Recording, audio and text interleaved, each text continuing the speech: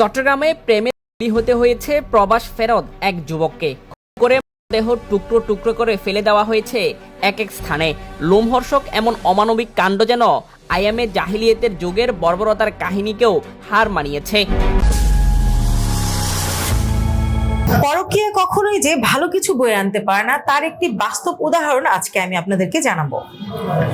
প্রেমিককে প্রথমে ভালোবেসে ঘরে ডেকে আনে, তারপর ডেকে এনে শিল পাটা পোতার যে শিল থাকে সেটি দিয়ে প্রথমে মাথায় আঘাত করে, পরবর্তীতে দা দিয়ে শরীরে একের পর এক কোপ, সর্বশেষ নিশ্চিত করে করা হয় দেহের 6টি টুকরো। এই ঘটনাটি ঘটেছে বাইজিদে।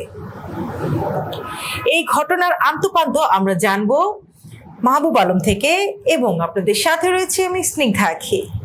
জি ধন্যবাদ আখি, ধন্যবাদ নতুন সময়ের অডিয়েন্সকে। আপনি যে একটা কথা বলেছেন যে পরকীয়া কখনো সুফল ডেকে আনে না, একেবারে চিরন্তন সত্যি একটা কথা।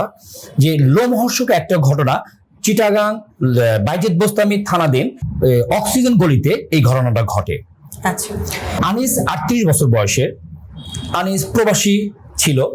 যখন প্রবাস থেকে আসার পর সে একটা ছোটখাটো বিজনেস খুলে বসে পরে ওই এলাকায় অক্সিজেন গলিতে, পাঠানবাড়ি অক্সিজেন গলিতে মধ্যবয়সী এক নারীর সাথে তার সুসম্পর্ক গড়ে ওঠে। সুসম্পর্কটা এমন পর্যায়ে চলে যায়, পরক্রিয়া এসে দাঁড়ায়।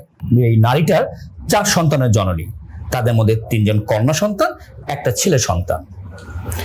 এখন তাদের সাথে যখন প্রেমে যখন হাবুডুবু খাচ্ছিলেন, তাদের তো ভালোই চলছিল।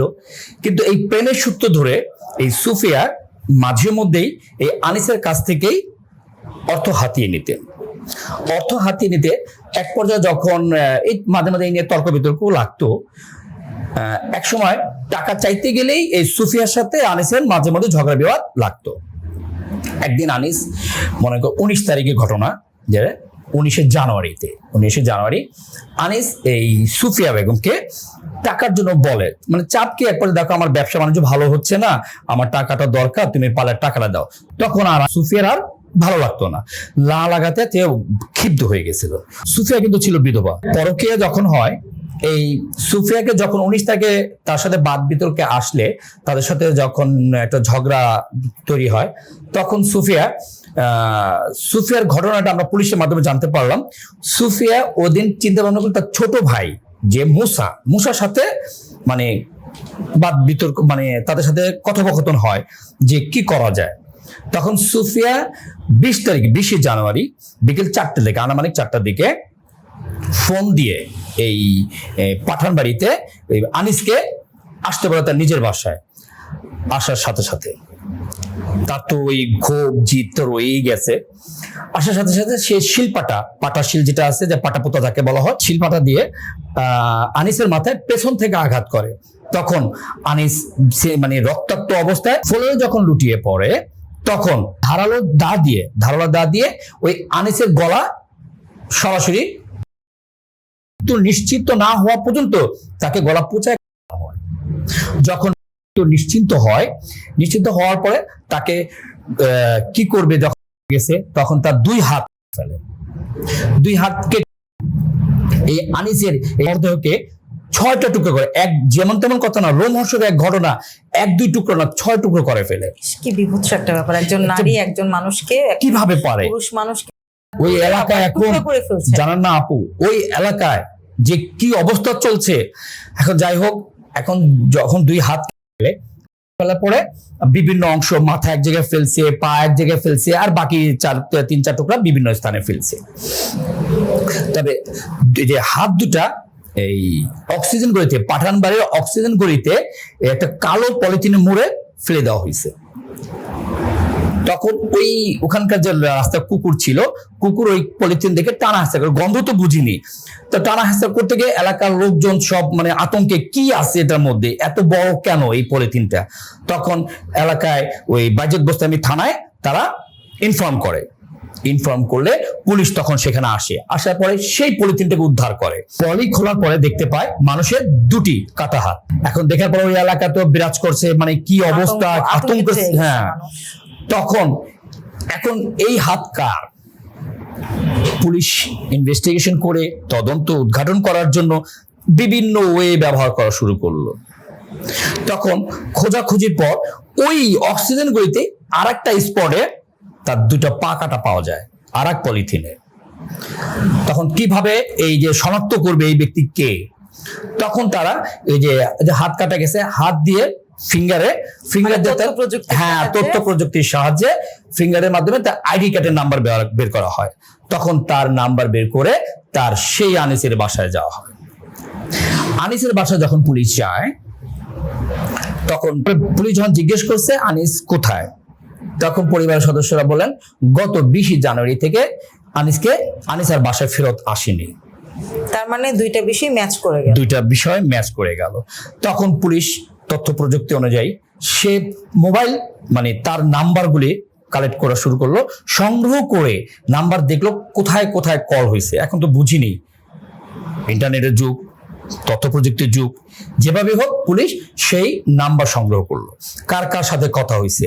তার ওই 20 তারিখ কার সাথে কথা হয়েছে পুলিশ সংগ্রহ করে খুঁজে পেল যে ওই পাঠানবাড়ি এলাকায় সুফিয়া নামের মধ্যবয়সী নারীর সাথে তার লাস্ট কল হয়েছিল।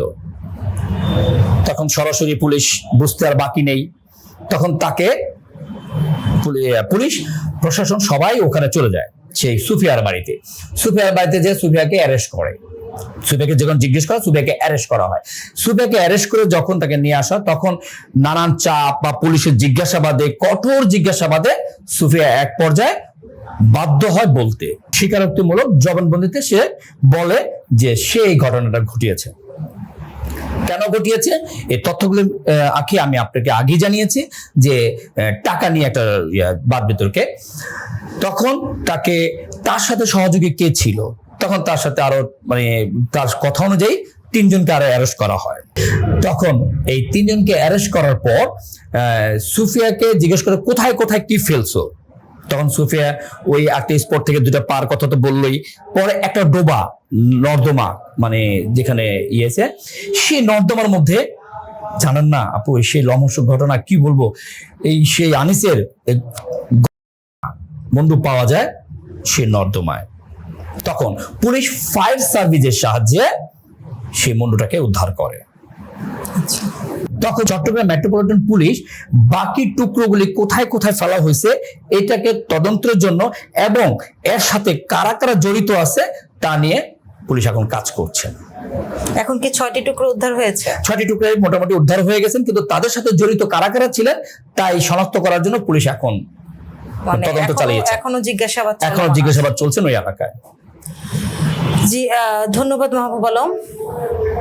ধন্যবাদ দর্শক এতক্ষণ সময় আমাদের সাথে থাকার জন্য। আসলে এই ঘটনাটি কিন্তু একটি শিক্ষা আমাদের জন্য যে পরকীয়া বা বিবাহ বহির্ভূত সম্পর্ক বা অপবিত্র যে সম্পর্কগুলি আছে সেগুলি কিন্তু কখনোই কোনো সুফল বয়ে আনে না।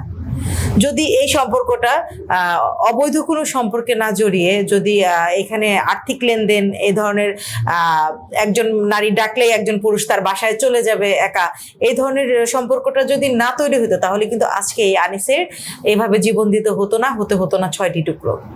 আসলে এই ঘটনার পেছনে হয়তো একজন নারী কিভাবে একজন পুরুষকে এত স্মুথলি করে টুকরো করে বিভিন্ন জায়গায় স্থানান্তর করে ফেললো, এটা কিন্তু আসলে এতটা সহজ না যতটা সহজ আমাদের কাছে শুনে বা দেখে মনে হচ্ছে।